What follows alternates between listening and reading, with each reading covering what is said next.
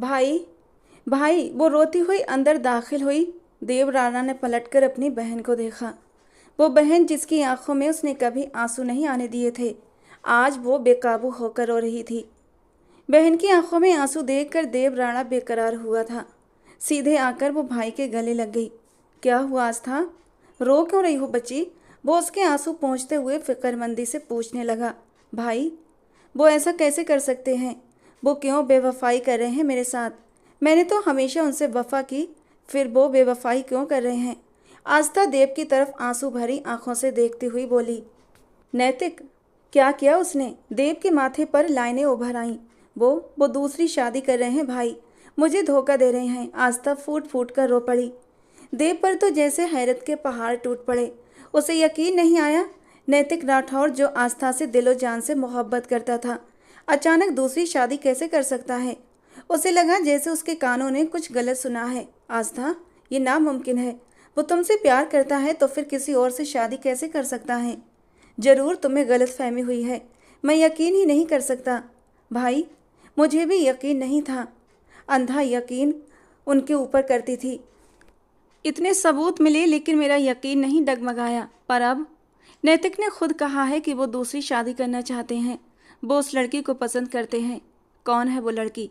देव की नसें तन गईं। उसके माथे की हरी रगें साफ दिखाई दे रही थीं। उसके गुस्से का अंदाजा हो रहा था। उसके पर्सनल सेक्रेटरी सुहाना मेहरा। आस्था के मुंह से सुहाना का नाम सुनते ही देव के दिल को जैसे किसी ने चीर दिया। क्या ये वही सुहाना है? दिल ने धीरे से इस नाम को पुकारा था और इस नाम के साथ देव राणा के दिल की एक धड़कन मिस हुई थी। इधर देखो मेरी तरफ, घर जाओ और रिलैक्स रहो, कुछ नहीं होगा। मेरे होते हुए नैतिक मेरी बहन पर कोई औरत नहीं ला सकता। वो उसे यकीन दिलाता बोला। भाई, वो किसी की नहीं सुनेंगे। उन्होंने कल ही कहा था कि शुक्रवार को वो उससे शादी करेंगे। भाई, मेरी बच्ची का क्या कसूर? वो तो अभी इतनी छोटी है, उसे तो बाप का लाड भी नहीं मिला और अब बाप भी छिन रहा है। आस्था की बातों ने देव के दिल को बुरी तरह जख्मी कर दिया। आस्था मेरी जान, मेरे बच्चे, भाई के रोते हुए क्यों फिक्र कर रही हो? मैं हूं ना, सब ठीक कर दूंगा। वो उसके आंसू पोंछते हुए उसे तसल्ली देता ड्राइवर के साथ घर भिजवा चुका था, जबकि अब खुद गहरी सोच में था। अपने मोबाइल पर अपने खास आदमी को कॉल लगाई। सुहाना मेहरा नाम की एक लड़की है, नैतिक राठौर की पर्सनल सेक्रेटरी। मुझे उसका पूरा बायोडेटा चाहिए, अगले 1 घंटे में। देव ने सख्त गुस्से और ठोस लहजे में कहा। आज रविवार था, ऑफिस में ज़्यादा काम नहीं था, इसलिए वो आज घर पर ही था और अपनी जान से प्यारी दादी के साथ वक्त गुजार रहा था। माँ बाप की मौत के बाद दादी ने ही दोनों बच्चों को पाला था। देव राणा के लिए उसकी बहन ही सब कुछ थी। आस्था राणा की शादी 2 साल पहले नैतिक राठौर से हुई थी। आस्था और नैतिक एक दूसरे से प्यार करते थे। आस्था देव से 4 साल छोटी थी, लेकिन उसकी शादी नैतिक से उसकी मर्जी से हुई थी। नैतिक और देव गहरे दोस्त थे और देव को नैतिक पर पूरा भरोसा था, इसीलिए अपनी नाजों पली बहन को उसके हवाले कर दिया। नैतिक ने भी आस्था को बहुत प्यार दिया, इतना कि आस्था खुद पर गर्व करने लगी। लेकिन क्या यह प्यार सिर्फ 2 साल का था? 2 साल बाद ही नैतिक के दिल से आस्था का प्यार खत्म हो गया। मर्द कब बदल जाए कुछ पता नहीं चलता। शायद मर्द की नेचर ही ऐसी होती है। घर की बिरयानी भी उसे दाल और बाहर की दाल भी उसे बिरयानी लगती है। देव राणा जितना सोचता जा रहा था उतना ही गुस्सा उसका बढ़ता जा रहा था। वो जल्द से जल्द उस लड़की का पता लगाना चाहता था जिससे उसकी बहन के घर पर डाका डालने की कोशिश की थी। मम्मी उठ जाओ, खाना खा लो, फिर दवाई भी लेनी है। सुहाना ने अपनी बूढ़ी बीमार माँ को सहारा देते हुए उठाया और जबरदस्ती उन्हें खाना खिलाकर दवाई दी। सुहाना, आज ऑफिस नहीं गई तुम? हाँफते हुए सांस के साथ माँ ने अपनी बेटी से पूछा। मम्मी, आज इतवार है, आज ऑफिस की छुट्टी है। सुहाना ने माँ का बिस्तर ठीक करते हुए धीरे से कहा। वैसे वो तेरा जो ऑफिस का बॉस है, जो घर भी आया था, भगवान जिंदगी दे, बहुत अच्छा है, वरना इस दौर में कौन किसी की इतनी परवाह करता है। अर्पिता जी ने कुछ सोचते हुए कहा और अर्पिता जी का बिस्तर साफ करते हुए सुहाना के हाथ एक पल के लिए रुक गए। वो कल से इसी उलझन का शिकार थी, माँ से इस बारे में कैसे बात करे, और आज जब उसकी माँ ने खुद ही नैतिक राठौर का जिक्र छेड़ा तो वो खुद को कहने से रोक न सकी। वो धीरे से उनके सामने आकर खड़ी हो गई और दिल की बात जबान पर ले आई। मम्मी, वो मुझसे शादी करना चाहते हैं। नजरें झुकाए, हाथों की उंगलियां मरोड़ते हुए वो अपनी माँ को अपने दिल की बात बता रही थी। जिस तरह वो अपने होठों को कुचल रही थी, उसकी बेचैनी का अंदाजा लगाया जा सकता था। ये क्या कह रही हो सुहाना? कहाँ वो अमीरजादे और कहाँ हम? अर्पिता जी ने उलझते हुए कहा। मम्मी, वो सब जानते हैं हमारे बारे में, हमारी गरीबी के बारे में। सब कुछ देखते भालते उन्होंने मुझे शादी के लिए कहा है, और अभी नहीं, बहुत पहले से कह रहे थे, लेकिन मैंने ही मना कर दिया था। पर कल ही मैंने उन्हें हाँ कर दी। मम्मी, मैंने कुछ गलत तो नहीं किया ना? वो वहीं माँ के पास बैठते हुए चिंता से पूछ रही थी। जो फैसला तो वो कर चुकी थी, लेकिन अब भी उसका दिल अपने इस फैसले पर बेचैन था। एक बेकरारी सी थी उसके दिल में, जो किसी भी पल दूर नहीं हो पा रही थी। बेटा, सोच समझकर फैसला लेना। अमीर जादों का क्या है, उनका तो बाल भी बांका नहीं होता। हम गरीबों के पास सिर्फ इज्जत ही होती है। अर्पिता जी ने उसे 2 शब्दों में सारी बात समझा दी। जी मम्मी, लेकिन वो बहुत नेक और शरीफ इंसान है। उनकी शराफत की वजह से ही मैं उन्हें हाँ कर रही हूँ। इस शुक्रवार को वो कह रहे थे शादी करेंगे, और आपको पता है मम्मी, उन्होंने कहा है वो आपका पूरा इलाज करवाएंगे। कहते कहते सुहाना की आंखों में थोड़ी सी चमक आई थी। शायद यही एक बहुत बड़ी मजबूरी थी जो वो शादी के लिए हाँ कर गई थी, वरना शादी को लेकर उसके दिल में कोई खुशी पैदा नहीं हो रही थी। सुहाना की इस बात पर अर्पिता जी एक पल को चुप हो गईं। शायद अब उन्हें बेटी की बेचैनी की वजह समझ आ गई थी। सुहाना, क्या तुम मेरी वजह से ये शादी करने को राजी हुई हो? तो बेटा ऐसा मत करो। जिंदगी और मौत तो भगवान के हाथ में है। जो नसीब में है वो होकर रहेगा। मुझे याद है तुमने बहुत पहले किसी लड़के का नाम लिया था जब तुम यूनिवर्सिटी में थी, और तब तुम्हारे पापा ने इनकार कर दिया था। तुम मुझसे प्यार करती थी ना? तो क्या? अर्पिता जी अनजाने में ही सुहाना के जख्मों को कुरेद गईं। न चाहते हुए भी एक खूबसूरत और दिल को मोह लेने वाला चेहरा उसकी आंखों के सामने लहरा गया। 2 चमकती आंखें जिसमें ढेर सारे शिकवे भरे हुए थे, वो अब भी सुहाना से शिकायतें कर रही थीं। उसकी आंखों से आंसू टूट कर हथेलियों पर गिरे, और फिर नामहसूस अंदाज में उसने अपने आंसू पोंछ डाले। मम्मी, वो तो बहुत पुरानी बात है, और वो तो कब की गुजर गई, और उस बात को तो अब 3 साल भी हो गए हैं। भूल जाइए उस बात को। वो कभी मेरा मुकद्दर बन ही नहीं सकता था, क्योंकि वो तो एक शहजादा था, राह भटक कर आ गया था, और फिर उसे अपना रास्ता मिल गया और वो चला गया। सुहाना के शब्दों में दर्द ही दर्द था। उसकी आवाज़ की लड़खड़ाहट उसके दिल की हालत बयान कर रही थी, और उसका दर्द अर्पिता जी अपने दिल में महसूस कर रही थी। मम्मी, आप आराम करें, मैं किचन देख लूँ। अभी वो ये कहकर उठने ही वाली थी कि दरवाजे पर जोर जोर से दस्तक होने लगी। ये इस वक्त कौन आ गया जो इतना जोर जोर से दरवाज़ा बजा रहा है? मैं देखती हूँ मम्मी, आप परेशान ना हो। सुहाना ने उठते हुए दरवाज़ा खोला तो एक पल के लिए उसकी सांसें जैसे थम सी गई थीं। सामने खड़े आदमी को देखकर उसे लगा जैसे वक्त वहीं रुक गया हो। काले चश्मे आंखों पर लगाए, दोनों हाथ अपनी पैंट की जेब में डाले, वो सूट बूट में खड़ा कोई और नहीं बल्कि देव राणा ही था। आप? सुहाना को कुछ समझ न आया कि वो क्या कहे। 3 साल पहले के देव और अब के देव में बहुत फर्क था। पहले हर वक्त शरारती और लापरवाह सा रहने वाला देव अब काफ़ी सीरियस और रौबदार पर्सनालिटी का मालिक बन चुका था। देव बिना उसकी बात का जवाब दिए दरवाजे को जोर से धक्का देता अंदर दाखिल हुआ। पूरे घर पर एक उड़ती हुई नज़र डाली। घर के एक एक कोने से गरीबी झलक रही थी। उसके पीछे पीछे उसके 2 बॉडीगार्ड्स भी बंदूक के साथ अंदर आए थे। सुहाना के माथे पर इस बार 2 सिलवटें उभर आईं। आप ऐसे कैसे अंदर आ सकते हैं? चलिए बाहर। सुहाना ने गुस्से से उन हथियारबंद लोगों की तरफ उंगली उठाकर बाहर निकलने को कहा। सॉरी, देर हो गई। अचानक देव का खास दोस्त आनंद आहूजा अंदर आया। तुम यहीं वेट करो, मैं आता हूँ, देव ने आनंद से कहा, और फिर सुहाना की ओर मुड़ा। अंदर चलो, बात करनी है तुमसे, देव ने सख्त लहजे में कहा, और खुद भी अंदर की तरफ बढ़ गया। सुहाना अपने दोनों होठ भींचे उसके पीछे ही अंदर आई। देव जाकर सीधे अर्पिता जी के पास बैठ गया। वो उन्हें गौर से देख रहा था, जबकि अर्पिता जी उसे उलझन भरी नज़रों से देखने लगी। सुहाना को अंदर आता देखकर उनकी सांस में सांस आई। सुहाना, ये? अर्पिता जी ने देव की ओर इशारा करते हुए पूछा। आंटी, मेरा नाम देव राणा है। देव ने चश्मा उतारते हुए अपना परिचय दिया, और आज मैं यहाँ आपकी बेटी से शादी करने आया हूँ। बस आपकी इजाज़त चाहता हूँ। वही सपाट अंदाज। सुहाना के तो पैरों तले से जमीन निकल गई। अर्पिता जी एक अजनबी के मुंह से इस तरह शादी की बात सुनकर हैरान हुई थी, लेकिन फिर उसके नाम पर सोच में पड़ गई। मैं आपसे शादी क्यों करूँगी, और आप मेरे साथ ज़बरदस्ती नहीं कर सकते, मिस्टर देव राणा। सुहाना के माथे पर बल पड़े। देव अपनी जगह से उठकर पैंट की जेब में हाथ डाले धीरे धीरे कदम उठाता हुआ उसके पास आया। उसकी आंखों की लाल नसों को देखते ही वो सहम गई और 2 कदम पीछे हटी। यही एक चीज थी जो 3 सालों में बिल्कुल नहीं बदली थी, उसके देखने का अंदाज। जब भी वो गुस्से में होता उसकी आंखें ऐसे ही लाल नशीली हो जाया करती थी। क्योंकि मैं कह रहा हूँ, बहुत प्यार से, बहुत आराम से, वरना मुझे और भी बहुत से तरीके आते हैं, पर उन्हें मैं अपनाना नहीं चाहता। अगर इज्जत से बात बन जाए तो ज़्यादा अच्छा रहेगा, तुम्हारे लिए भी और मेरे लिए भी। देव ने बिना किसी भाव के सुहाना की आंखों में देखते हुए कहा, आप पागल हो गए हैं? मैं ऐसे कैसे आपसे शादी कर सकती हूँ? सुहाना ने धीरे से बड़बड़ाया। ठीक वैसे ही जैसे तुम इस शुक्रवार को शादी के लिए राजी हुई थी। वो उसके करीब आता हुआ ठंडी निगाहों से उसकी रूह तक को कपा देने को तैयार था और सुहाना का गला सूख गया। आपको कैसे पता चला?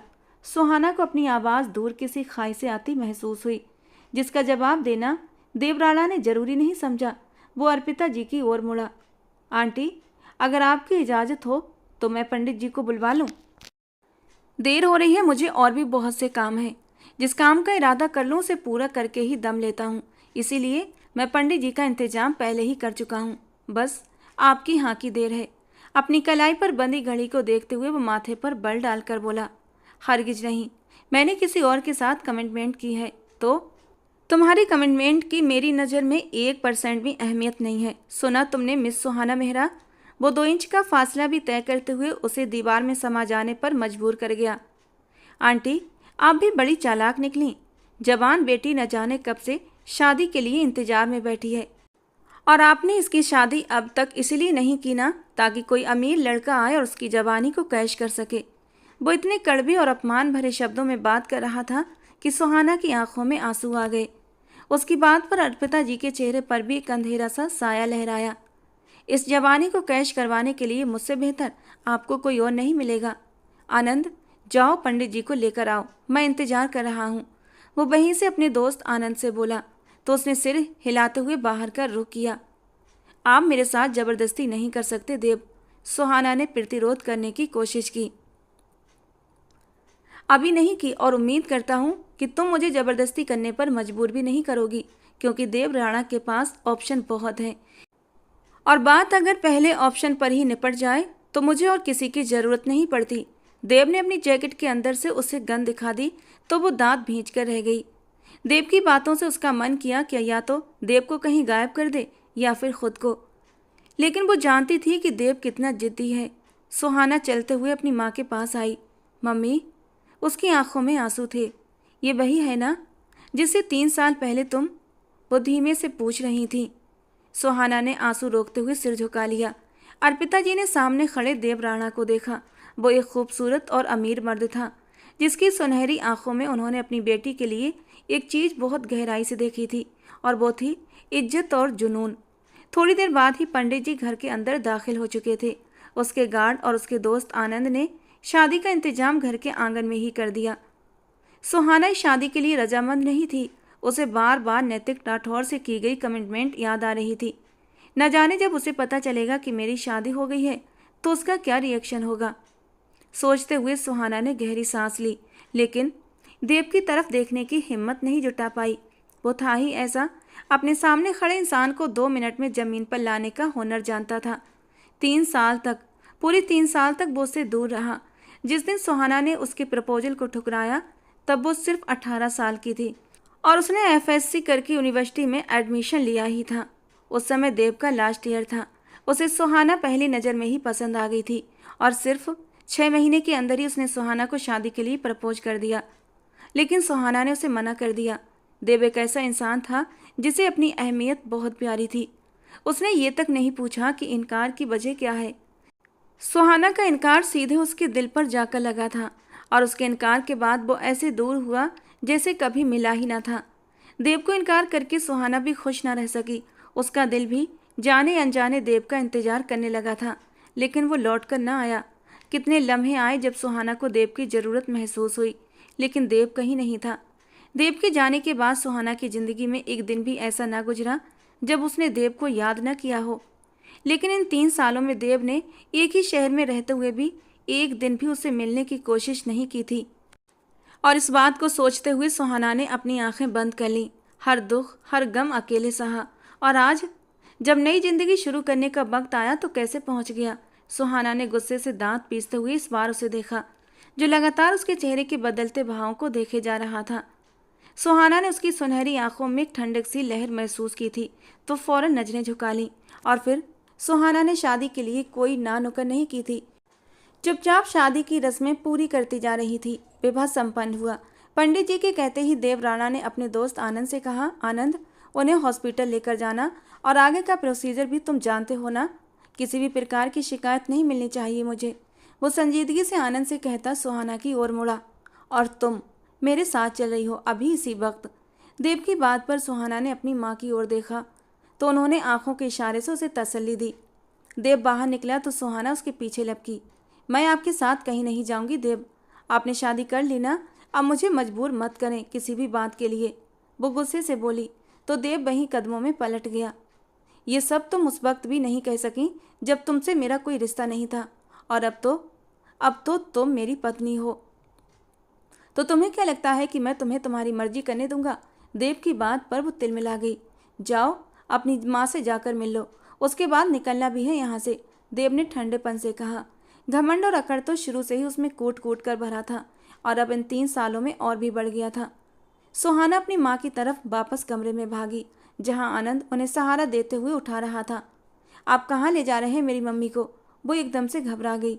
डोंट वरी भाभी, इन्हें अस्पताल अच्छे इलाज के लिए लेकर जा रहे हैं, आप एकदम निश्चिंत होकर जाएं। ये कैंसर पेशेंट हैं और इनका इलाज जल्द से जल्द होना बहुत ज़रूरी है। सुहाना की आंखों से आंसू बह निकले। सुहाना की आंखों में आंसू देखकर आनंद एक पल के लिए चुप सा हो गया। एक नज़र उस बूढ़ी औरत पर डाली, जो इतनी बूढ़ी तो नहीं थी, लेकिन बीमारी ने उन्हें वक्त से पहले बूढ़ा कर दिया था।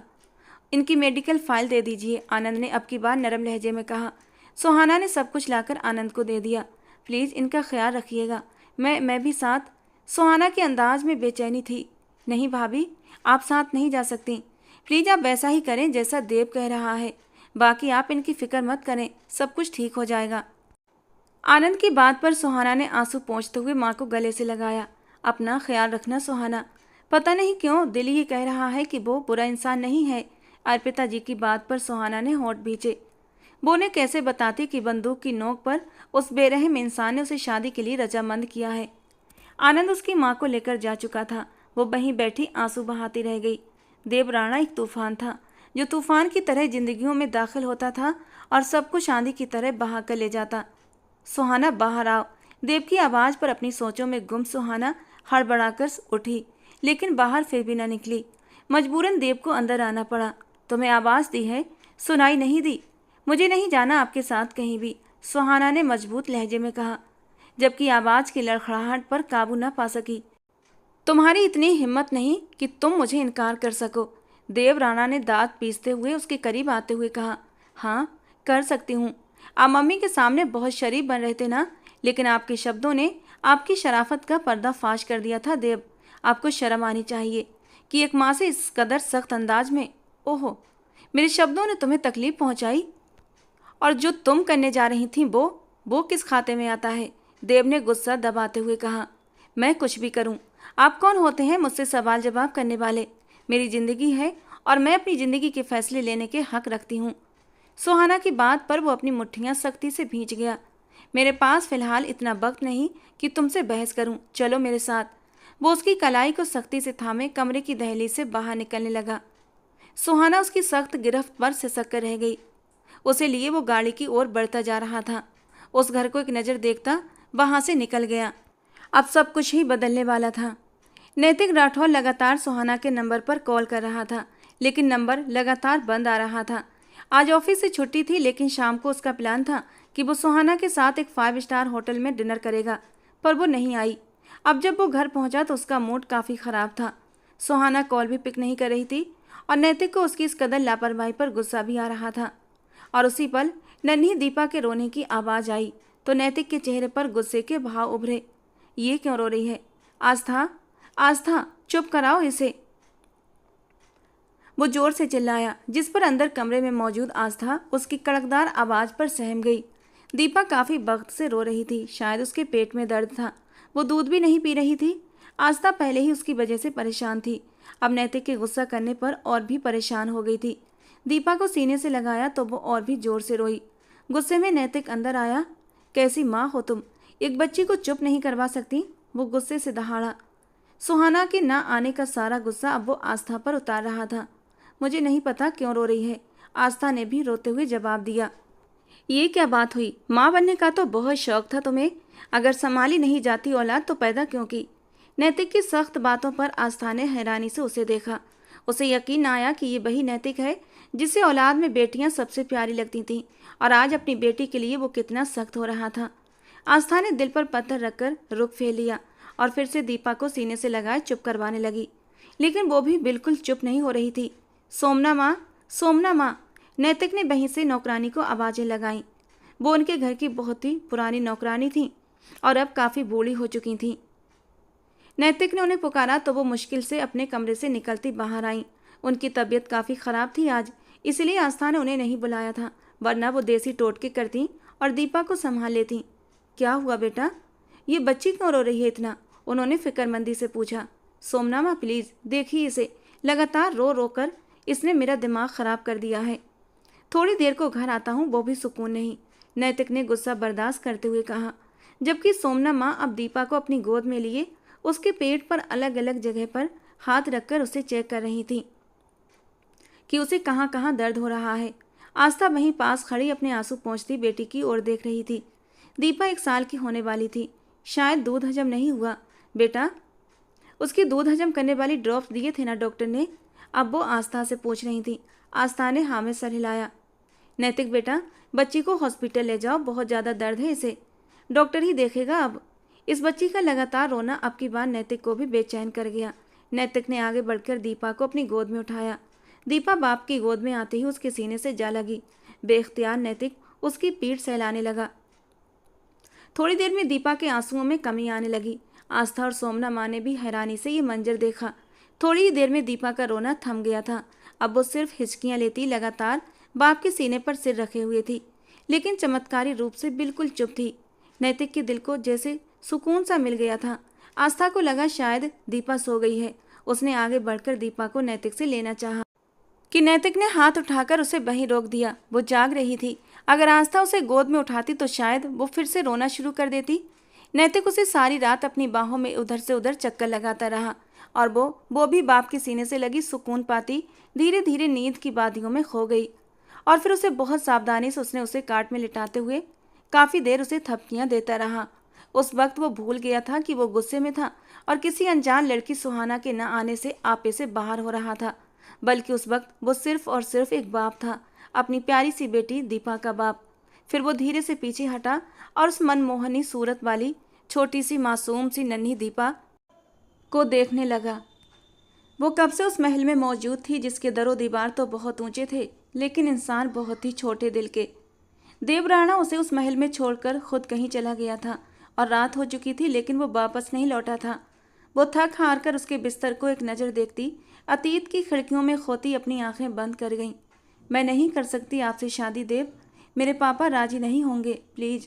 सुहाना ने देव के प्रपोजल को 1 मिनट से पहले ही ठुकरा दिया था। वो जो अपनी पढ़ाई पूरी करने के बाद विदेश जाने का इरादा रद्द करके सिर्फ उसके लिए यूनिवर्सिटी आता था, उसका ख्याल रखता था, उसकी हर चीज़ का ख्याल रखता। देव को वो बहुत मासूम लगती और उसकी मासूमियत ही उसे बार बार अपनी ओर खींचती, लेकिन वो वक्त तो बर्बाद किए बिना उसे शादी कर लेना चाहता था। सारी दुनिया से उस मासूम परी को छुपा कर रखना चाहता था, लेकिन सुहाना के इनकार ने उसे पल में नरम मिजाज इंसान को सख्त बना दिया था। वो कोई आम इंसान नहीं था जिसे वो ठुकरा रही थी, वो देव राणा था, एक मिलेनियर जिसके आगे पीछे एक दुनिया फिरती थी। वो जिस चीज़ को चाहता पलक झपकते ही हासिल कर लेता, लेकिन सुहाना को वो उसकी पूरी रजामंदी से अपनाना चाहता था। पर जिस तरह सुहाना ने उसे इनकार किया, वो उसी पल देव के दिल से उतर गई। वो नहीं पूछ सका कि वो इनकार क्यों कर रही है। वो बिल्कुल चुप था। सुहाना को लगा था वो लड़ेगा, चिल्लाएगा, गुस्सा करेगा, जोर जबरदस्ती करेगा, लेकिन ऐसा कुछ भी ना हुआ। वो चला गया इतनी खामोशी से कि वापस लौट कर ना आया, कभी खबर न ली। वो हिंदुस्तान छोड़कर ही चला गया और सुहाना अकेली रह गई। सोचते हुए सुहाना ने एक सिसकी ली। वो कितना जालिम था, ये अंदाजा तो उसे 3 साल पहले ही हो चुका था, जब उस वक्त वो न रुका न पलटा और ना ही पूछा। आज अगर 3 साल बाद वो वापस लौटा था तो जरूर उसके पीछे कोई तो वजह होगी, और आते ही शादी भी कर ली। सुहाना का दिल जोरों से धड़का। ये मुझसे बदला? सुहाना सर पकड़ कर बैठ गई। कुछ भी तो समझ नहीं आ रहा था। कोई गुत्थी सुलझ ही नहीं रही थी जब तक खुद देव सुलझा न देता। रात के 12 बज रहे थे। घड़ी की टिक टिक सुनते वो लगातार पेपर बेड से खेल रहा था। पूरा ऑफिस खाली हो चुका था, लेकिन वो अकेला बैठा किसी गहरी सोच में था। सुहाना मेहरा, उसकी जिंदगी में आने वाली पहली लड़की जिसे उसने दिल से पसंद किया था, और वो लड़की उसकी मोहब्बत को ठुकरा गई थी। और आज 3 साल बाद एक ऐसे आदमी से शादी करने जा रही थी जो न सिर्फ शादीशुदा था बल्कि उसकी बहन का पति था। वो कैसे इतना गिर सकती थी? कुछ पैसों की खातिर उसने सीट की पीठ से टेक लगाकर आंखें बंद कर लीं। वो एक ऐसी लड़की को पसंद करने में धोखा खा गया जो उसके काबिल थी ही नहीं। दरवाजे के खुलने की आवाज़ पर वो चौंक पड़ा। आने वाला आनंद था। तुम्हें घर जाना चाहिए। आनंद की बात पर उसने आंखें खोली। एडमिट हो गई? कोई प्रॉब्लम तो नहीं हुई? उसकी बात काटते हुए बोला। नहीं, एडमिट हो गई और कोई प्रॉब्लम नहीं हुई, बस उनकी बीमारी बढ़ती जा रही है। डॉक्टर कुछ टेस्ट करेंगे, उसके बाद ही वो किसी नतीजे पर पहुंचेंगे। भगवान किसी दुश्मन को भी ये कैंसर की बीमारी न दे। तब तक नहीं जाती जब तक इंसान ख़त्म नहीं हो जाता, आनंद ने उदासी से कहा। कुछ भी हो आनंद, कितना भी पैसा क्यों न लगे, इलाज में कोई कमी नहीं आनी चाहिए, देव ने तेज लहजे में कहा। डोंट वरी, मैं सब अपनी निगरानी में करवा रहा हूँ। तुम्हें भी रेस्ट लेना चाहिए। आनंद ने फिर वही शब्द कहे। जा रहा हूँ। वो अपनी जगह से उठते हुए चेयर से अपना कोट उठाता मोबाइल उठाने लगा। गाड़ी की चाबियाँ उठाते हुए वो आनंद की ओर मुड़ा। चलो, तुम भी साथ चलो। हाँ बस, मैं भी निकल रहा हूँ, सिर्फ तुम्हारे लिए ही आया था, वरना मीरा के इतने कॉल्स आ चुके हैं। मीरा का नाम लेते हुए आनंद के लहजे में मोहब्बत ही मोहब्बत थी। देव बस मुस्कुरा सका। मीरा से आनंद की शादी 4 महीने पहले हुई थी। अरेंज मैरिज थी, लेकिन इन 4 महीनों में दोनों में इतनी गहरी मोहब्बत पैदा हो गई थी कि दोनों एक दूसरे के बिना रह ही नहीं सकते थे। देव ने जैसे ही घर में कदम रखा, सन्नाटे ने उसका स्वागत किया। वो ऑफिस में बैठा काफ़ी देर आस्था की कॉल का इंतजार करता रहा था, लेकिन उसने कोई संपर्क नहीं किया। बिल्कुल चुप थी वो, और देव को खुद उसे डिस्टर्ब करना अच्छा नहीं लगा। अभी भी वो अपने रूम में आया कि सुहाना सोफे पर घुटनों में सिर दिए सो रही थी। उसकी नज़र बिस्तर पर गई जहाँ एक भी सिलवट नहीं थी, मतलब वो बिस्तर पर गई ही नहीं। देव ने होंठ भींचे और अपना कोट एक तरफ सोफे पर फेंका, लेकिन वो मज़े से ठंड में सुकड़ी सिमटी सोई थी। देव उसे ऐसे सोते देख थोड़ा हैरान हुआ, लेकिन अगले पल उसने उसे उठाया और अपने सामने खड़ा कर दिया। वो गहरी नींद में थी। उसके उठने पर लड़खड़ाती नींद में झूलती जमीन पर गिरने लगी कि देव ने उसकी कलाई को मजबूती से पकड़ लिया और वापस सीधा करके खड़ा किया, तो उसकी आंखें धीरे से खुलीं। अपने सामने देव को देख एक पल के लिए वो बिल्कुल गुमसुम हो गई, लेकिन अगले पल उसका दिमाग जाग गया। वो अपने सामने उस गुस्सैल इंसान को देखती बुरी तरह घबराई। अपनी कलाई छुड़ाने की पूरी कोशिश की, लेकिन देव की पकड़ और भी सख्त होती चली गई। क्यों क्यों किया तुमने ऐसा? क्यों कि मेरे साथ बेवफाई? वो उससे सवाल कर रहा था, जिसका जवाब सुहाना के पास नहीं था। मेरी कलाई छोड़िए देव, मुझे दर्द हो रहा है, वो दर्द से बिलबिलाती बोली। मुझे भी दर्द हुआ था जब तुमने 3 साल पहले मुझे ठुकरा दिया था। एक झटके से उसकी कलाई छोड़ता वो उसे सोफे पर धक्का दे गया। आप खुद छोड़कर गए थे देव, वो धीमे से बोलते हुए अपनी सफाई दे रही थी। तुमने, वो सोफे के आसपास हाथ रखकर उस पर झुका, तुमने मुझे रिजेक्ट किया था देव राणा को, जो कोई रास्ते से चलता आम इंसान नहीं बल्कि एक ब्रांड है, एक मिलेनियर जो दुनिया को रिजेक्ट करता है। उसे तुमने 1 मिनट में बिना सोचे समझे रिजेक्ट कर दिया। क्यों? वो गुस्से से बल खाता 3 साल पहले किए गए प्यार के सवाल का जवाब आज मांग रहा था। प्लीज़ देव, पीछे हटिए, आप मुझे ऐसे टीज नहीं कर सकते।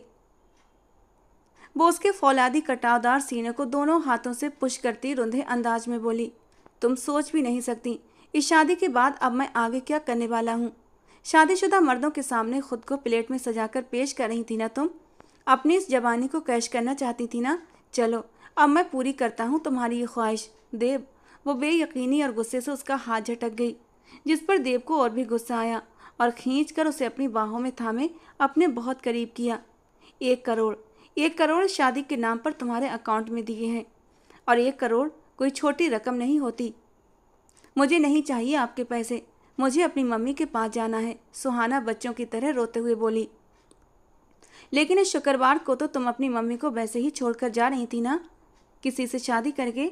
वो ठंडे लहजे में गरजते हुए बोला, मुझे छोड़िए, आप मुझे हर्ट नहीं कर सकते। वो दर्द से चिल्लाई, क्योंकि देव ने उसके जबड़ों के मजबूती से दबोच रखा था। देव को किस बात का गुस्सा था, ये उसे अभी तक समझ नहीं आ रहा था। 3 साल पहले सुहाना ने उसे रिजेक्ट कर दिया था। क्या इस बात का बदला लेना चाहता था? देव ने सुहाना को बिस्तर पर जोर से पटक दिया, जबकि खुद अपनी टाई की नॉट खोलते हुए उसे ढीला करते गहरी और गुस्सीली नजरों से सुहाना को देखा। सुहाना ने डरते हुए देव को देखा। उसे आज देव के इरादे नेक नहीं लगे। प्लीज देव, मेरे साथ ऐसा कुछ मत कीजिएगा कि मैं अपनी नज़रों में गिर जाऊं। अच्छा, तो तुम्हारा ईमान अभी तक जिंदा है? देव की बात पर वो पीछे की ओर सरकती हुई, आप क्यों मुझसे गुस्सा है देव? मैंने क्या किया है?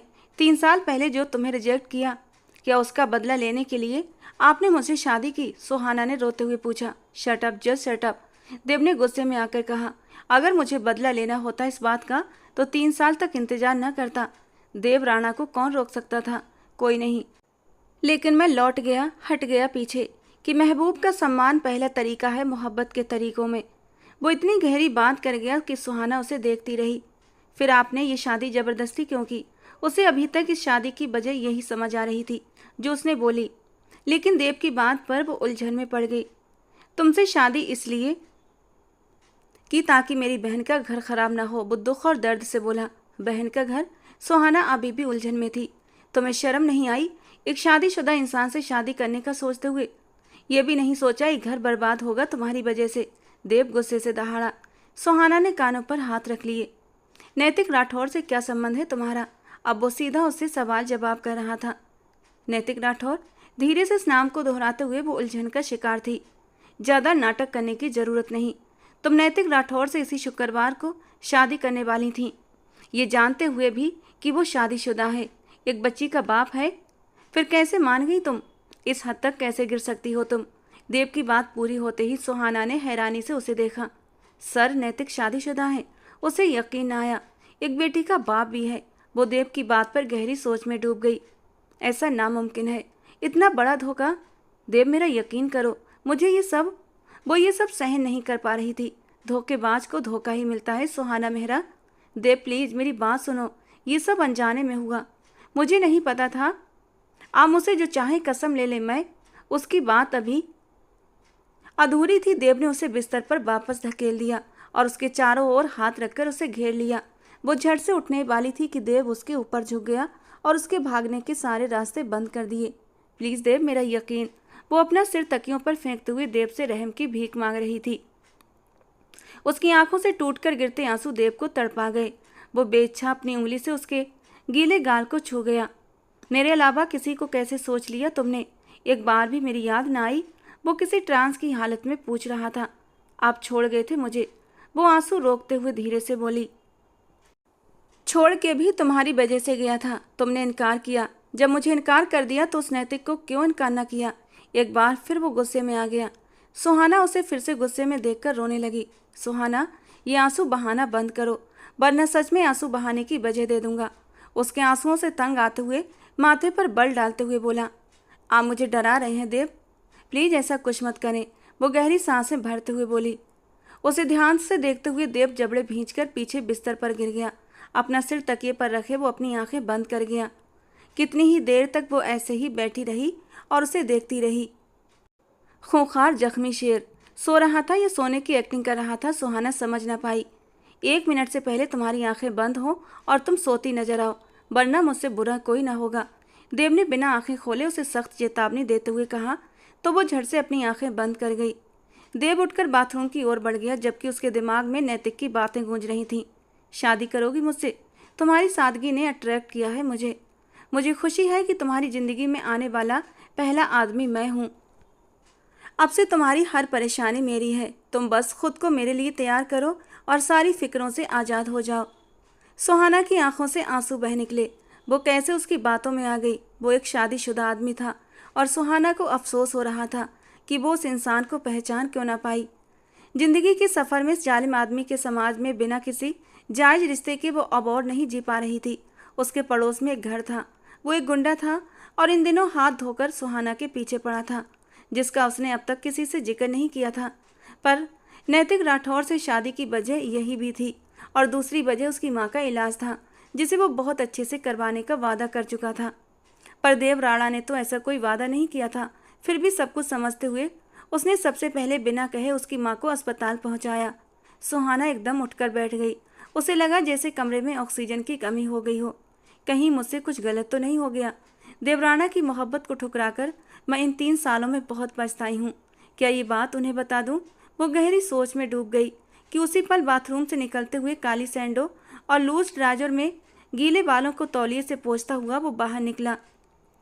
सुहाना का दिल उछलकर गले में आ गया। घबराकर उसने आईने में उसे देखा। लगता है तुम्हें मुझसे हैवी डोज चाहिए जो अभी तक जाग रही हो, मानीखेज लहजे में तीखे अंदाज में कहता वो उसकी ओर मुड़ा था कि अगले ही पल वो बिस्तर पर लेटते हुए करवट बदल गई, जबकि 2 आंसू टूटते हुए तकिए में समा गए। देवराणा कमरे में नहीं रुका। अपनी सिगरेट और लाइटर लेते हुए वो कमरे से बाहर निकल गया। सुहाना ने सख्ती से आंखें मीचते हुए खुद को हिम्मत दी। सुबह का सूरज राठौर हाउस में खुशियां लाया था। अब ये दुख दे या फिर सुख, ये तो वक्त ने तय करना था। आस्था की आंखें दीपा के रोने से खुलीं। इससे पहले आस्था उसे उठाती, नैतिक राठौर ने उसे उठाकर अपने सीने से लगा लिया, लेकिन उसे भूख लग रही थी। वो मुंह बिसूरते हुए रो रही थी। नैतिक राठौर ने उसे धीरे से आस्था को थमाया। आस्था की गोदी में आते ही वो शांति से मुंह में उंगली डालते हुए उसे चूसने लगी। नैतिक राठौर बाथरूम की ओर बढ़ गया, जबकि आस्था उसे फीड करवाने लगी। एक शांति की लहर उसके पूरे शरीर में दौड़ गई और दिल ही दिल में उसने अपने भगवान का धन्यवाद किया। नैतिक अब सुधरने लगा था। जो इरादा उसने अपनी दूसरी शादी का बनाया था उसने उसे छोड़ दिया था, पर वो नहीं जानती थी आने वाले समय में उसकी परीक्षा भी खत्म नहीं हुई थी। दीपा फीड करते हुए सो गई थी और आस्था भी बैठे बैठे उसे फीड करवाते हुए आंख लगा गई थी। और आंख तब खुली जब नैतिक राठौर दीपा को उसकी गोदी से उठाकर बहुत सावधानी से वापस गार्ड में लिटा रहा था। वो हड़बड़ाकर सीधी हो गई। उसे नींद का अच्छा खासा गलबा था। ठीक होकर लेटो, नैतिक राठौर ने धीरे से कहते हुए उसका सिर तकिए पर रखा और उस पर कंबल उड़ा दिया। आस्था उसकी इतनी देखभाल पर दिलो जान से खुश हो गई थी। यही देखभाल तो कहीं खो गई थी उसकी, जो आस्था के जीने की वजह थी। आस्था के चेहरे को हल्की सी मुस्कान ने छुआ, जबकि नैतिक राठौर मॉर्निंग वॉक के लिए निकल रहा था। देवराणा की सारी रात आंखों में कटी। सिगरेट फूंकते हुए अब वो सिगरेट को एस्ट्रे में मसल गया। वो कमरे में नहीं रुका था। जानता था गुस्से में वो उस नाजुक सी लड़की को नुकसान पहुंचा देगा या ऐसी चोट देगा कि बाद में खुद से भी नजरें न मिला सके। भले वो उस पर गुस्सा था, तीव्र गुस्से में, लेकिन थी तो वो उसकी मोहब्बत। दिल उसका आज भी तलबगार था, जिसे देवराणा ने डांट कर चुप करवा दिया था। वापस कमरे की ओर आया तो वो सो रही थी या जाग रही थी उसे नहीं पता। देवराणा नजरअंदाज करता हुआ बाथरूम की ओर चला गया। सीने में जलती आग को शावर के नीचे ठंडे पानी के नीचे खड़े होकर बुझा सकता था, जो रात से ही बढ़ती जा रही थी। नैतिक राठौर इस वक्त ऑफिस में मौजूद था। सुहाना अचानक से गायब हो गई थी, लेकिन वो कहाँ जा सकती थी उसे नहीं पता था। उसके घर अपना आदमी भेजकर पता करवाया, लेकिन वहाँ भी ताला था। उसे इस समय सुहाना की चिंता हो रही थी। दोस्त दुश्मन हर जगह थे और उसे यही चिंता ज़्यादा सताने लगी थी कि कहीं उसे किसी ने कोई नुकसान न पहुंचाया हो। अभी वो इन्हीं सोचों में उलझा हुआ था कि उसका मोबाइल बजा। फ़ोन करने वाला देवराणा था। कॉल रिसीव की तो कुछ पल दूसरी ओर चुप्पी थी। कैसे हो? देवराणा की आवाज़ पर नैतिक राठौर सोच की दुनिया से बाहर आया। मुझे क्या होना है? नैतिक राठौर का लहजा बेपरवाह था। गुड, होना भी नहीं चाहिए। वैसे भी आज रात एक सरप्राइज़ है तुम्हारे लिए मेरी तरफ से। देवराणा की बात पर वो चौंका। कैसा सरप्राइज़? वो तो आज रात बताऊंगा। खैर, एक बहुत बड़ी पार्टी अरेंज कर रहा हूँ। तुम और आस्था दोनों इनवाइटेड हो। देवराणा उसे इनवाइट करता हुआ उसकी कोई भी बात सुने बिना कॉल काट गया। बहन को फ़ोन करके अब उसे अपने रिसेप्शन की सूचना दी थी। भाई, अचानक कैसे रिसेप्शन? मतलब आपने शादी कब की? वो सख्त हैरान हुई। कल ही, और आज रात रिसेप्शन, देवराणा ने उसे बताया। लेकिन भाई, कौन है वो लड़की? आपने कुछ भी नहीं बताया। आ जाओगी तो खुद मिल लेना। नैतिक राठौर को सिर्फ पार्टी का बताया है, रिसेप्शन का नहीं। वो उसे और भी समझाता हुआ कॉल काट गया। आज की रात नैतिक राठौर तुम्हारे लिए एक बहुत बड़ा शौक होगा, और जिस तरह तुमने मेरी बहन को तड़पाया है, जिस तरह वो रोई है, अब तुम्हारी तड़प का मजा मैं लूँगा। वो उठता हुआ खिड़की के पास आया और दिल ही दिल में नैतिक राठौर से बोला। रिसेप्शन की सभी तैयारियां पूरी हो चुकी थीं। सब कुछ आनंद ने खुद किया था और अपनी पत्नी मीरा को लेकर वो शहर के सबसे बड़े बैंक्वेट हॉल में पहुंच चुका था, जहां इस समय पार्टी की रौनकें शुरू होने वाली थीं। मुझे दुल्हन के पास ले चलें, मीरा ने आनंद से कहा तो उसने उसे ब्राइडल रूम की ओर इशारा करते हुए कहा, मैं जेंट्स की तरफ जा रहा हूँ और तुम अपना ध्यान रखना, ज़्यादा चलना फिरना मत। वो उसे ऊंची हिल्स में देखते हुए घूर कर बोला। वो 2 महीने की प्रेग्नेंट थी और आनंद उसका ऐसे ख्याल रखता जैसे लास्ट मंथ चल रहा हो। मीरा तुरंत ब्राइडल रूम की ओर बढ़ी, जबकि आनंद जेंट्स वाली साइड पर। सब कुछ बहुत अच्छे से अरेंज किया गया था। नैतिक राठौर और आस्था भी आ चुके थे, लेकिन देव राणा से अब तक दोनों की मुलाकात नहीं हुई थी। नैतिक राठौर आस्था के पास खड़ा दीपा को उसकी गोदी से ले रहा था, जो बार बार उसके पास आने को मचल रही थी। तभी लाइट्स ऑन हो गई और एक स्पॉट लाइट्स देव राणा और उसके साथ खड़ी लड़की पर जा ठहरी। नैतिक राठौर की नज़र उठी तो पलटने का भी न सोच पाया। वो कोई और नहीं, सुहाना थी। लेकिन सुहाना देव राणा के साथ। नैतिक राठौर के माथे पर बल पड़ गए। मिले हो तुम हमको बड़े नसीबों से, चुराया है मैंने तुमको किस्मत की लकीरों से। म्यूजिक की आवाज़ सुनते ही नैतिक राठौर होश में आया। ये कैसे हो सकता है? सुहाना देव राणा से? वो ऊंची आवाज में बड़बड़ाया। पास खड़ी आस्था ने उसकी बात सुनते हुए फिर से गौर से भाई के साथ खड़ी उस लड़की को देखा। नैतिक के हाव भाव से आस्था को समझते देर न लगी। वो सारा खेल समझ गई थी। वो बहुत खूबसूरत थी। वो उस लड़की के साथ अपना मुकाबला करने लगी। खूबसूरत तो आस्था भी कम नहीं थी। ऐसा क्या था उस लड़की में जो नैतिक राठौर उसका दीवाना हो रहा था? नैतिक तेजी से स्टेज की ओर बढ़ा, जहां देव राणा और सुहाना एक साथ खड़े थे। चेहरे चमक रहे थे। सभी उनकी जोड़ी की तारीफ कर रहे थे।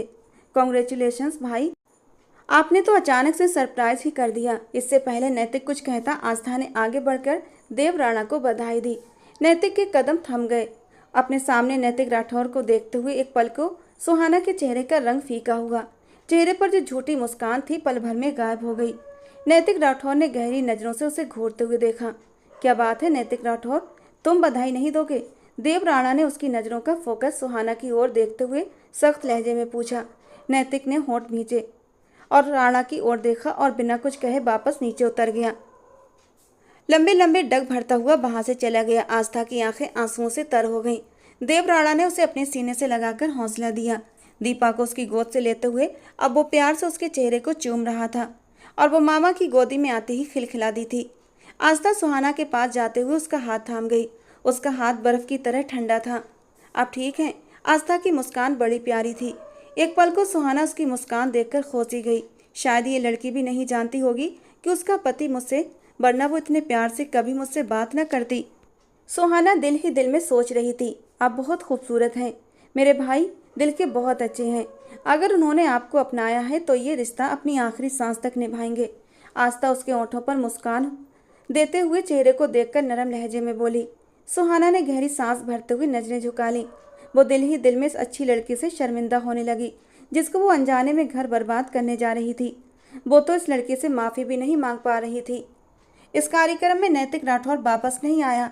कार्यक्रम के अंत में देव राणा खुद अपनी बहन को छोड़ने आया था। कार से उतरते हुए उसने एक अलविदाई नज़र सुहाना पर डाली, जो एक बहुत बड़ी शॉल में लिपटी फ्रंट सीट पर बैठी थी। देव ने आस्था की गोदी से सोई दीपा को उठाया और उसे लेकर राठौर हाउस में एंटर हुआ। बाय भाभी, अपना ख्याल रखना, फिर मुलाकात होगी, आस्था ने प्यार से उसकी ओर देखते हुए कहा। सुहाना ने भी प्यारी सी मुस्कान से उसकी ओर देखा और वो नीचे उतर गई। दोनों ने ही चुप रहकर एक दूसरे का भ्रम बनाए रखा था। कुछ ही देर बाद देव राणा वापस आया और गाड़ी में बैठते हुए गाड़ी को रोड पर डाल दिया। दोनों के बीच चुप्पी थी। सुहाना ने डरते हुए देव राणा को देखा, जो एक हाथ से ड्राइव कर रहा था और दूसरे हाथ से किसी का नंबर डायल कर रहा था। उसके माथे पर इस समय चिंता की लकीरें थीं। सुहाना ने अपनी नजरें झुका ली। हेलो आनंद, कहाँ हो तुम? देव की आवाज़ सुहाना के कानों से टकराई। मैं घर ही जा रहा हूँ, रास्ते में हूँ। आनंद भी गाड़ी चला रहा था, जबकि साथ वाली सीट पर बैठी मीरा नींद से ऊँग रही थी। इन दिनों से नींद भी बहुत आने लगी थी। ठीक है, बाद में बात होती है। देव समझ गया था वो अपनी पत्नी के साथ है, इसलिए और बात नहीं की और कॉल काट दी। अब वो किसी और का नंबर डायल करने लगा कि अचानक उसके हाथ से स्टीयरिंग छूट गया और गाड़ी असंतुलित हो गई। देव, सुहाना ने चिल्लाते हुए देव की बाह पकड़ ली। देव ने मोबाइल छोड़ा, स्टीयरिंग को मजबूती से पकड़ा और गाड़ी को जोर से ब्रेक लगा दी। गाड़ी एक झटके से रुक गई। देव की बाह पकड़े होने के बावजूद उसका सिर डैशबोर्ड से जा टकराया। एक पल के लिए सुहाना को लगा पूरी दुनिया घूम गई। उसने अपना माथा पकड़ लिया और अपनी आंखें कसकर बंद कर ली। देव ने बिना उसकी ओर देखे गाड़ी को रिवर्स किया था। सामने एक गहरी खाई थी। अगर थोड़ी सी भी देर हो जाती ब्रेक लगाने में तो वो दोनों गाड़ी समेत खाई में गिर जाते। उसने बहुत आराम से गाड़ी को रिवर्स करते हुए रोड पर डाला। उस समय उसका दिमाग बुरी तरह भ्रमित था, क्योंकि नैतिक राठौर घर नहीं पहुंचा था और वो उसका पता लगाने की कोशिश में पागल हो रहा था। आस्था की आंखों के आंसू उसे बेचैन कर रहे थे। वो नैतिक राठौर को कहाँ ढूंढे। वो मोबाइल वापस नीचे से उठाकर अपने खास आदमी को कॉल करने लगा, जिसने जल्दी ही नैतिक का पता निकाल लेना था। लेकिन उससे पहले ही आस्था का मैसेज आ गया कि नैतिक घर आ गया है। देव राणा ने राहत की गहरी सांस ली। जो भी था वो उसका दोस्त था, जिगरी दोस्त, उसकी बहन का पति और एक बेटी का पिता भी था। उसकी चिंता होना एक स्वाभाविक बात थी। अब वो शांति से गाड़ी को घर की ओर मोड़ गया। सुहाना की आंखों में आंसू चमक रहे थे, लेकिन वो बिल्कुल चुप रही। देव राणा ने गाड़ी गेट से अंदर कार पोर्च में रोकी तो खुद गाड़ी से उतरते हुए दूसरी ओर से उसके उतरने का इंतजार करने लगा। लेकिन जब दरवाज़ा नहीं खुला तो खुद दूसरी ओर जाकर गुस्से से दरवाज़ा खोला और झटके से सुहाना को नीचे उतार दिया। वो लहराकर उसके कंधे से जा लगी। इतनी वीआईपी नहीं हो तुम कि देव राणा तुम्हारे लिए दरवाज़ा खोलकर तुम्हें बाहर निकालता अपनी पलकों पर बिठाए। वो उसे घूंघट किए देखता गुस्से से दबा दबा चिल्लाया। उसकी कलाई को दबोचे वो अंदर दाखिल हुआ। नैतिक राठौर का कनखियों से उसे देखना, ये बात देव राणा के तन बदन में आग लगाने को काफ़ी थी। कमरे में ले जाते हुए उसे सोफे पर पटका। वो मुंह के बल सोफे पर जा गिरी। सुहाना, देव राणा, भूलना मत अब तुम मेरी पत्नी हो, और कोई भी ऐसी हरकत की जिससे मेरी इज्जत पर सवाल आए तो एक सेकंड नहीं लगाऊंगा तुम्हारी सांसें खींचने में। बिना उसे संभलने का मौका दिया वो उसे घुड़कता लंबे लंबे डग भरता ड्रेसिंग रूम में बंद हो गया। सुहाना ने अपनी शॉल उतारते हुए एक तरफ रखी। उसके माथे पर एक लाल निशान था जिस पर उसे अब भी दर्द हो रहा था। वो आंखों में आंसू लिए आईने के सामने खड़ी थी। माथे की एक तरफ सूजन और लाल निशान देखती वो उसे दबाने लगी, लेकिन सिसकी तेज हो गई। उसे अब तेज दर्द हो रहा था, पर कुछ भी गर्म चीज नहीं थी कि वो उस पर रखे। तेज ठंड की वजह से उसके दर्द में और भी तेजी हो रही थी। वो वापस पलटते हुए वही शॉल उठाती, उसका एक हिस्सा अपने माथे पर रखकर दबाने लगी। कुछ ही देर में इजी नाइट सूट में वापस आता उसे यूं ही सोफे पर बैठा देख एकदम गुस्से में आया। अपने सजे समरे रूप से वो उसे घायल करना चाहती थी। इस बात ने देव राणा को और भी गुस्सा दिलाया। चेंज क्यों नहीं किया? वो उसे कलाई से पकड़े अपनी तरफ खींचते हुए बोला कि उसी पल देव की नज़र उसके माथे पर जा ठहरी, जो बेहद लाल हो रहा था। ये चोट कैसे आई? आप अपनी चोटें देने से रुकें तो मेरी चोट भी देखें। वो भी अपना गुस्सा रोकते हुए रुंधे लहजे में बोली, सुहाना इधर देखो मेरी तरफ। वो उसके माथे को देखते हुए परेशान होकर उसका मुंह अपनी ओर कर गया। उसके माथे को छुआ तो उसकी सिसकी निकली। वो फर्स्ट एड बॉक्स से एंटीसेप्टिक और पेन किलर निकाल लाया और उसके माथे पर लगाने लगा। न चाहते हुए भी सुहाना की आंखों से आंसू बह निकले। मुझे पहले बता देती चोट का, देव राणा ने धीमे लहजे में कहा। मुझे अब तकलीफ़ों की आदत डाल देनी चाहिए ना देव राणा, क्योंकि आप मुझे लाए ही इसलिए हैं, सुहाना ने हिचकी लेते हुए कहा। सुहाना, ऐसी बात होती तो रात को ही तुम पर जुल्म और सितम के पहाड़ तोड़ देता, बल्कि तुमसे शादी ही न करता। उसकी बात पे सुहाना ने उसे दुखी निगाह से देखा। जब मेरी बहन ने मुझे बताया कि उसका पति किसी की जुल्फों का दीवाना हो गया है तो जी चाहा उस लड़की की जान ले लूं, लेकिन फिर सोचा उसे कैद खाने में डाल दूं ताकि नैतिक को वो मिल ही न सके। लेकिन जब ये पता चला वो लड़की सुहाना है तो दिल ने दुआ की थी कि वो सुहाना तुम ना हो, पर कुछ दुआएं कबूल नहीं होती। वो तुम ही थी, पर नहीं कर सका कुछ भी बुरा तुम्हारे साथ। गुस्सा था मुझे, बहुत ज़्यादा गुस्सा, लेकिन उस मोहब्बत का क्या करता जो 3 साल से मेरे दिल में बस चुकी थी। न जाने क्यों दिल को यकीन था कि तुमने आज भी खुद को मेरे लिए संभाल कर रखा होगा, और तुम मिली भी तो किस रूप में। और फिर तुम चाहती हो कि मैं गुस्सा भी ना करूं, तुम्हें कुछ कहूं भी ना। वो उसके पास आया, माथे पर बल डालते हुए बोला, आप मुझसे आज भी मोहब्बत? वो हैरानी से पूछ रही थी। ये मेरी बदकिस्मती है कि ये दिल मेरी नहीं सुनता, तुम्हारी ही चाहत करता है। तुम्हें अपना बनाने के बाद भी तुम्हारे ऊपर किसी तरह का, काश तुम समझ पाती। देव राणा ने गहरी सांस लेते हुए मुंह फेर लिया। सुहाना ने अपने आंसू पोंछे। देव, क्या आप सब कुछ भूल कर मुझे माफ़ नहीं कर सकते? हम अपनी ज़िंदगी एक नए सिरे से, ये कैसे भूल जाऊं कि तुम नैतिक राठौर से शादी कर रही थी। इस बात को चाह कर भी मैं अपने दिमाग से, अपने दिल से निकाल नहीं पा रहा। सुहाना, तुमने बेवफाई की है। मैं बेवफा नहीं देव, मैं बेवफा नहीं, न कल थी न आज हूँ। इस दिल में कल भी आप थे, आज भी आप हैं।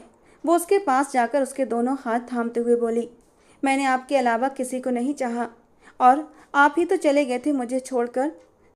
तो और क्या करता, तुमने ही कहा था जाने को। देव ने होंठ मींचते हुए कहा। आप इंतजार में थे कि मैं इनकार कर दूं, और फिर पलटकर खबर भी न ली कि मैं किस हाल में हूँ। एक अहम ही तो था मेरे पास, मैं कैसे पूछता। देव ने उसके आंसू पोंछते हुए धीमे लहजे में कहा। अहम क्या मोहब्बत से ज़्यादा प्यारा था? वो भी उसके थोड़ा सा पास आते हुए बोली। तो देव राणा को वो बेहद प्यारी लगी। तुम बहुत ज़्यादा प्यारी हो, वो उसके गालों पर अपना अंगूठा फेरते हुए बोला। तो सुहाना की पलकें झुक गईं। वो दीपा को फीट कराती बिस्तर पर आई थी कि नैतिक राठौर की गाड़ी का हॉर्न सुनाई दिया, और आस्था ने भगवान का धन्यवाद करते हुए देव राणा को मैसेज कर दिया था। नैतिक अंदर आया तो वो काफ़ी थका हारा सा लग रहा था। आपकी तबीयत ठीक है ना? आस्था ने उसका हाथ थामकर पूछा, तो वो दुखी निगाहों से देखता हुआ अपना हाथ पीछे हटा गया। तुम्हारे भाई ने अच्छा नहीं किया, मैं उसे छोड़ूंगा नहीं, वो गुस्से से बोला। तो आस्था अपनी जगह से उठकर खड़ी हुई। मतलब अब वो लड़की उसके भाई की पत्नी थी और नैतिक अभी भी बाज नहीं आ रहे थे। ठीक है, आपको जो करना है आप कर लें, लेकिन आपको मुझे तलाक देनी होगी। आस्था ने अपने आंसू अंदर ही अंदर पीते हुए बिना डरे उससे कहा। तो अगले ही पल नैतिक राठौर ने गुस्से से उसके गले पर हाथ रखा, लेकिन जरा भी पकड़ कड़ी न की। आस्था का दिल उछलकर गले में आ गया। खबरदार, जो अपने लबों से दोबारा ये लफ्ज़ निकाला तो जान ले लूँगा तुम्हारी।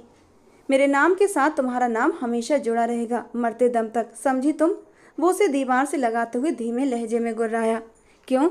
आपका एक औरत से दिल भर गया तो आप दूसरी शादी कर रहे हैं। मैं क्या शोपीस हूँ जिसे ज़बरदस्ती अपने नाम के साथ जोड़कर रखना चाहते हैं?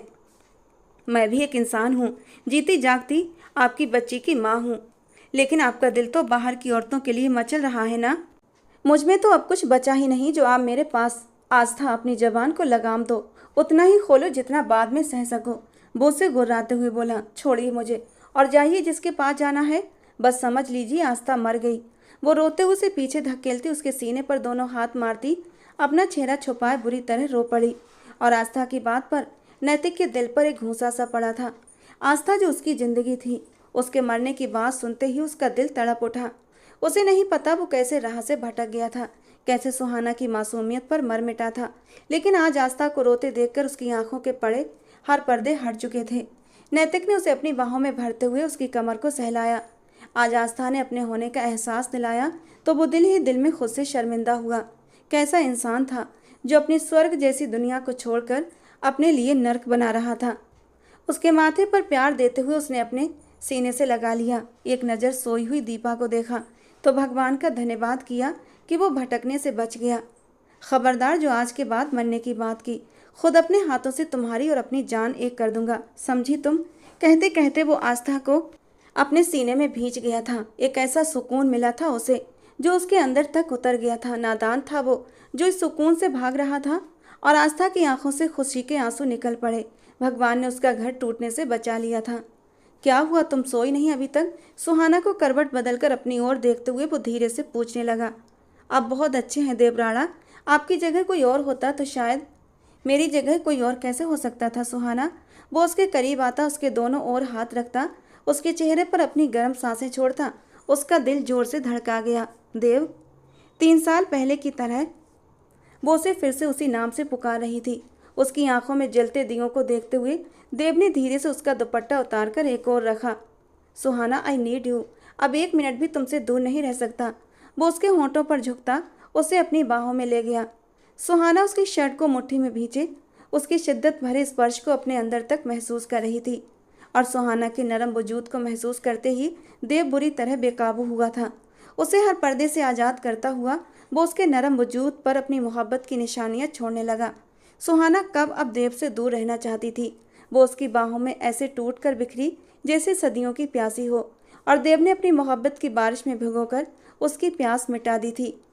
इस दिल की मोहब्बत हो तुम, मेरी ज़िंदगी जीने की तमन्ना हो तुम, कभी दिल से दूर मत जाना, मेरे इश्क की आरजू हो तुम। देवराणा सब कुछ भुलाकर अपनी ज़िंदगी सुहाना के साथ जीने का फैसला कर चुका था। दोस्तों, कहानी को लेकर अपनी राय जरूर देना। पसंद आई हो तो प्लीज़ लाइक करना। रोज़ एक नई और रोमांटिक कहानी सुनने के लिए हमारे चैनल को सब्सक्राइब करना। मिलते हैं दोस्तों अगली किसी नई रोमांटिक कहानी के साथ।